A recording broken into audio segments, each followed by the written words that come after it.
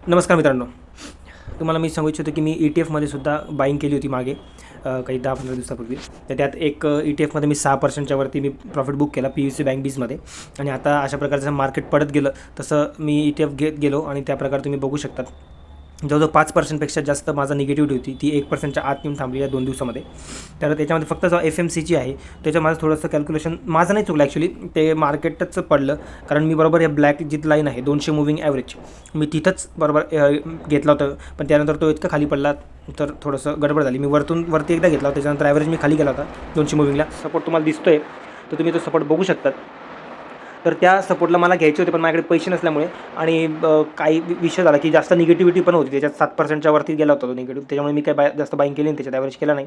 पण आता तुम्ही बघू शकता तो जरा पॉझिटिव्ह बऱ्यापैकी आलेला आहे. जवळजवळ 2.5 ते 3%, 7.5-8%च्या निगेटिव्हिटीमधून तो 5%च्या पॉझिटिव्हमध्ये आलेला आहे. आणि म्युच्युअल फंडचं बघायचं झालं तर एकदम छान आकडे एकदम छान वाटतात. 6,246 रुपयाची ग्रोथ, तशी उद्या पण बऱ्यापैकी तसंच टाईपमध्ये काहीतरी असेल. तर तुम्ही बघू शकता एकदम छान वाटतंय असं मार्केट अप गेल्यानंतर.